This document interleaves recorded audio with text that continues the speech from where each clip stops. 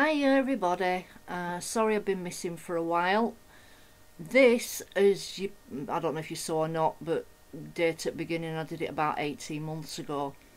That's a napkin, a butterfly off corner of a napkin, and that gold paint is re-wettable. It's by Brush Show people. It's re-wettable. I think it's just called craft paint.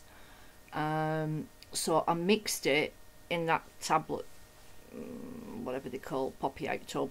I mixed it with, I think it was a bit of Mod Podge, and I'm painting the back of it, and I think I Mod Podged it down to the surface so it'd stay in place while I was painting the back of it. I'm sure it was Mod Podge that I used. So I know it's crinkling up a bit, but it looks alright once it's finished. So I painted it a thin coat of gold and then put a bit of depth in with Posca pen and Inktense pencils and stuff like that. This is craft coloured brown paper, McDonald's bag basically, that I screwed up and screwed up and screwed up like crazy until it had actual cracks in it at one point. Oh no, the background piece I just screwed up. The bit that's going to go on the top, yeah, this is the one that I just screwed up. I put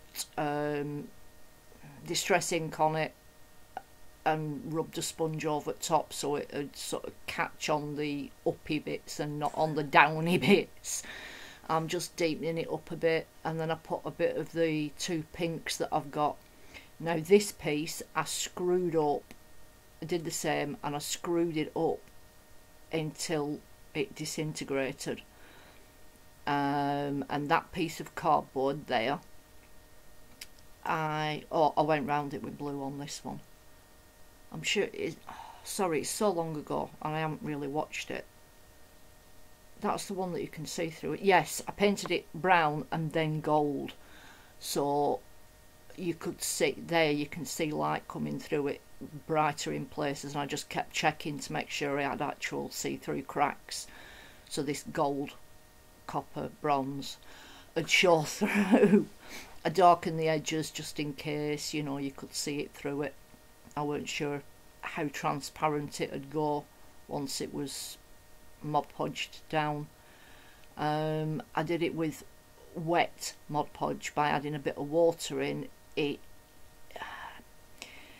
It makes it less initially sticky, so if you need to pull it back up again you can do. It doesn't rip your paper, you get a bit more playtime. There you can see the little gold flecks coming through.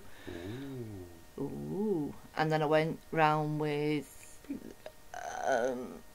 picked raspberry, that's one of them. I think the other one's worn lipstick, and this is Dylusions and modelling paste. I wanted this Dylusions to stand proud, so I mixed it with a bit of modelling paste, then scraped my brush off on the edge, so I had beads of thicker paint sort of sticking up and around. I think I sealed it with a piece of sellotape, then went back in afterwards and scraped it round again so it made proper sticky up beads, just to make the paint a lot thicker so I weren't at it forever. I did this while you were in America, that last time you went to America, didn't I?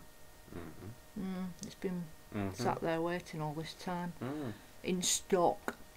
I painted around that just in case that bag had broke a bit, just so it'd have a bit of colour at back, and I just did brown for that one, just in case you could see it through.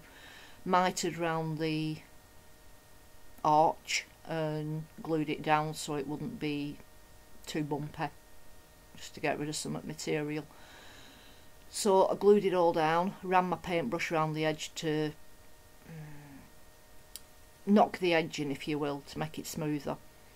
And I found out where my butterfly's going, so I didn't want any of this 3D paint, shall we say, getting in its way, so I've done it a lot thinner in this bottom right hand corner. That's just a wipe up card that I'm just using last bits on.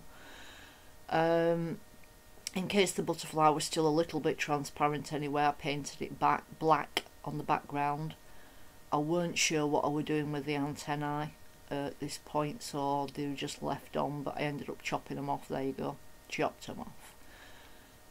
Again, Mod Podge, I think I probably added a bit of water in my brush just to make it less tacky.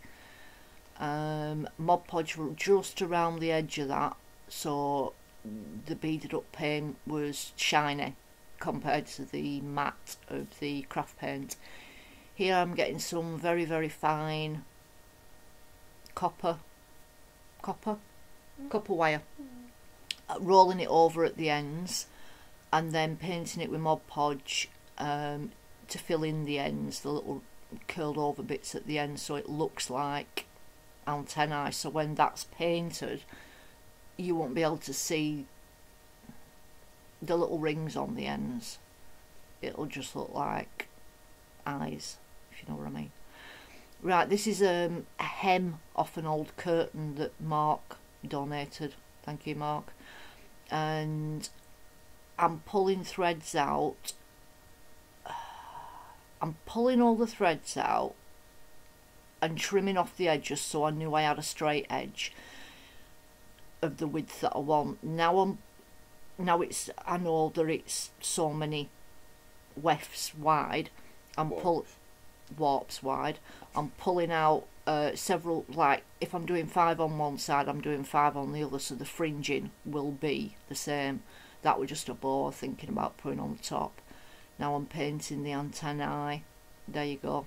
See, looks real. It looks real, does it? Ooh. Just going around the edge with brush corduroy and gathered twigs, I think that one were, and a bit of black, soot black is it? Right, the butterfly stood up a bit, so oh yeah, Pitt pen, but in one of the browns, I don't know what it is. Right, this is 2-core electrical wire, but it's the stuff that you put behind your plug holes, not going into your plug holes. What's it called? Ground? No? It's really thick. Single core, thank you. It's really, really thick. And basically it was wiggling all over it short, so it was pointless leaving that bit in. This bit, I'll get back to the wire in a minute. This bit, where the butterfly stands up proud, I didn't want it to stand up proud because it's like going over a layer, so there were like a step down, if you know what I mean. So I'm packing it up at the back. I'm sure you can see what I'm doing. I'm just filling in that back drop by using the original cutout, and I'm sure you can see what I'm doing. I'm just packing it up, and then I go around it with black pen. The wire, I just did a wiggly on either end. You'll see it in the pictures. Just I don't know what else to say about it. Just as long as it's wide enough for your material to go over the top, and that you've got enough wiggles to hang it if you decide to do it that way, if you decide to do one. Putting antennae in, gluing it down, and then I'll go around with oh right, I'm sewing the top bit. You see the wire there, but you'll see it in end photos. Picking out some thread that's the same colour, stitching it a tube at the top over, because obviously I won't be able to push it down, so I'm stitching it onto the wire by just making a little tube. And then I do lazy daisy, single lazy daisy stitches, and then just weaving a different colour. I can't remember what colours I used. Basically what I've done is the flowers, I'm just selecting my colours there to see what would work best. the flowers are, a lot of them, they're just blue tacked together. Or here I decided I didn't have a green right colour, so turquoise green, so I dyed it with the Dylusions. The flowers, a lot of them are just blue tacked together at the moment, because I'm not sure what I'm going to do with them. But if there's any that you want information about, just ask, you know, on the end pictures. There I'm marking out centimetres, I think they were, putting a lazy daisy stitch, going on to next mark, putting a lazy daisy stitch, and just keep going like that. And then I wove it in and out, up and down, so it's a bit like an Art Nouveau pattern with the green thread, with that thread. And it dries a little crusty, so just manipulate it like I'm doing, twist it this way, twist it that way. So there you go, I'm going up, down, up, down, up, down, and pulling it a bit tighter towards the ends and leaving it a bit more rounded in the centre.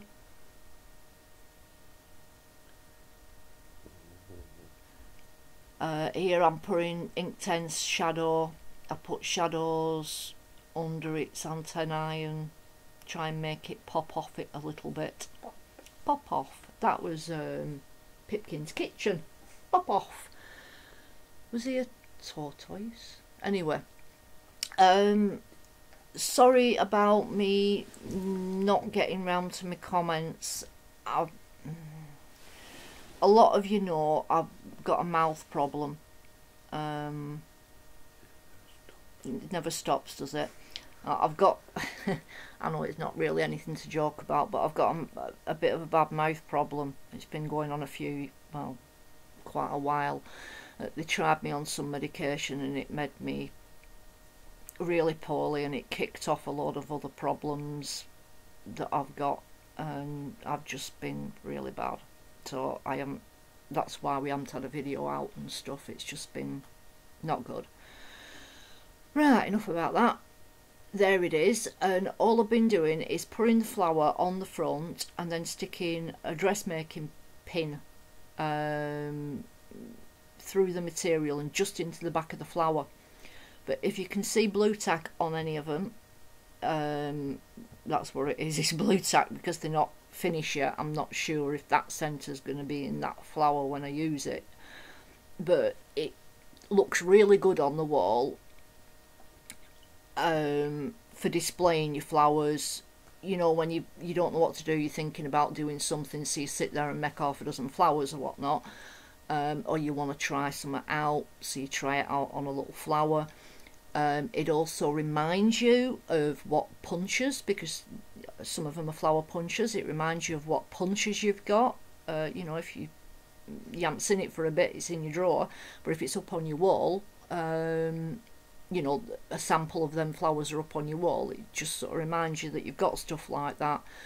And also for colour schemes, you sit and stare at it and you might think, oh, I really like that colour with that one, and it's just like an inspiration, a display, better than being chucked in a cardboard box and getting screwed up. Loads of uses for it. Alright, I hope you've enjoyed it, hope you make one. If you think it's good, let us know, give us a thumbs up. Tell us what you think, subscribe, share it. Thanks, it'll help a lot. Take care, bye.